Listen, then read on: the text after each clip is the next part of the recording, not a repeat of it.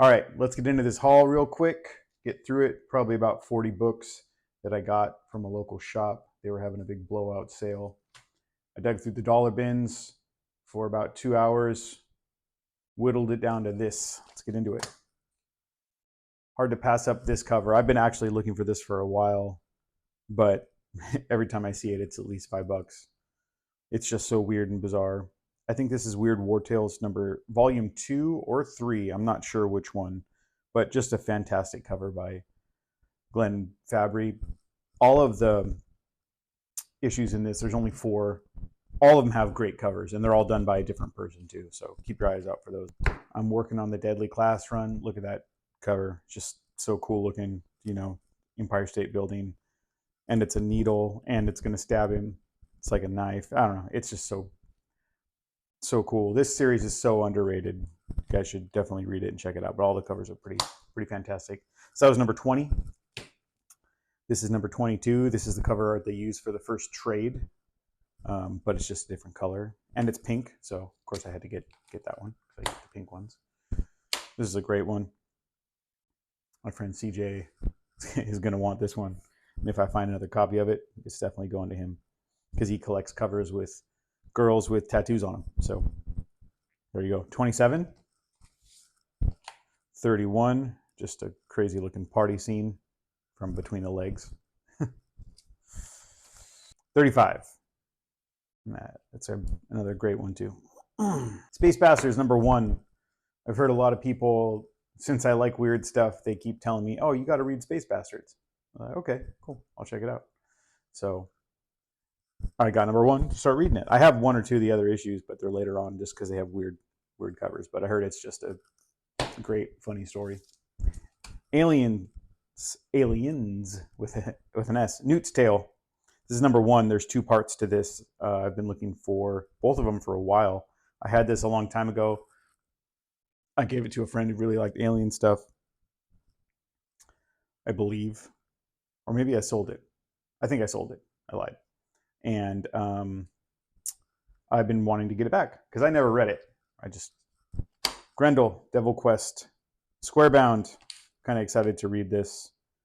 Hopefully it's all of the Devil Quest issues, like a little mini trade. Looks like maybe it was only 2 issues. Alpha Flight number 17. This is a cameo of Big Hero 6. I found a bunch of these lately, not only 1, but 2 copies. So I think I have like 3 or 4 of those now. Same thing with this, Undiscovered Country number 1. This is option. It's supposed to be awesome. I have like issues 1 through 4. I think I'm going to collect 5 through 10 and then just sit down and read them. It's supposed to be a fantastic story. Scott Snyder did it in collaboration with Charles Soule, so it's bound to be a fantastic read. New X-Men number 141. And the only reason I picked this up is the homage to Terminator 2, the cover for Terminator 2. So how could you not? I see this book all the time. It's usually pretty beat. This one's in pretty nice condition. Marvel Knights number 1. Hard to pass that up. It's like a $5-10 book. Great Joe Quesada cover. Pit from Full Bleed. Not Image because it switched. Pit in the Blood. It's kind of I don't remember if this is a 1 or 2-parter, but maybe just a 1-shot. But Dale Keown. Anything Pit, especially the limited stuff, people are always looking for it. It's desirable. So I found that. I found Pit Crew number 1. Look at that cover. That's pretty insane. Pit Crew 1 Monster. Pit 1/2. Right, so all 3 of those little guys. 12, 13. Once you get past this point, they become increasingly hard to find, especially in high grade. 14, 15. That's a fantastic cover as well. 16, 17, 18, and 19. And it goes to 20, but I just missed it. I didn't see 20 in there. I looked through all the boxes. But this, believe it or not, is a pretty expensive buy if you're looking to complete your Pit run. People are always looking for these later issues. They're harder to find, especially when they're 19 and 20. They're difficult. Animal Man, number 5, from the Grant Morrison run. awesome cover of Brian Boland that Brian Boland did.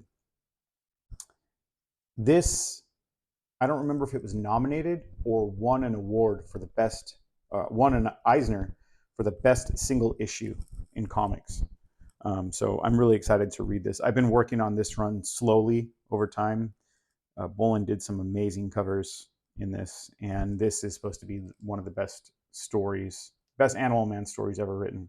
So kind of excited for that. We're going to finish up with Swamp Thing.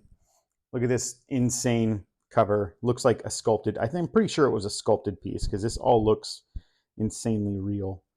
And Tom Taggart did this. He did some other stuff for Doom Patrol as well that looks very similar to this. I can't tell if it's a photo or a photo with drawing mixed in, or they drew over a photo.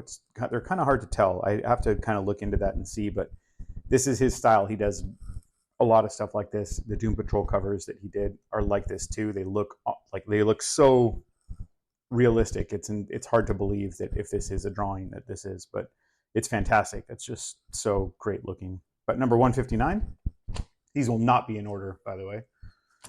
105, Quest for the Elementals, the second story. That's a just beautiful cover too. Look at the insane amount of detail on that. 126, real pinkish too, so I'm going to pick it up, but I have been looking for that one for a while actually. This is one of the few pink Swamp Thing covers that I have been missing. I have the other big one, but this is the other one I've been looking for, so super, super excited to find that one. Toddlebean just does amazing stuff. Next part of that, this is number 106, right? It's 100. Next part of this one, 105, 106. Just beautiful cover. Ian Miller did that one. He must have done the other one too, because this is very, very similar, or maybe it's a collab. I'm not really sure, but it's a great cover as well. One of the coolest covers, I think, in all of comics right here. Swamp Thing 83. It's just so unique and different. I've always loved this cover. I've been looking for it in high grade, and this one is, so I'm really stoked to finally have that one. Number 90. This is one that everyone who collects this run is looking for, right? This is one of the few keys that are in the run. This is $10 to $15 book all day too, and this one's in fantastic high grade too. One little kind of tick there kind of bummed me out, but you know what? That's not too bad at all. 171. This is the final issue.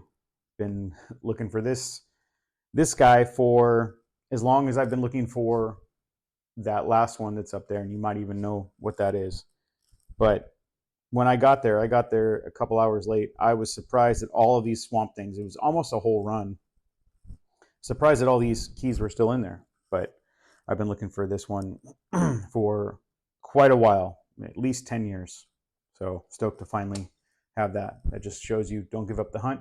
And the last one, controversial Boland cover with Swamp Thing on the swastika there. That's just a crazy looking cover, but same thing as this one. I've been looking for it for quite a while, but yeah, that's the whole haul. I got some pretty good stuff in the dollar bins that time.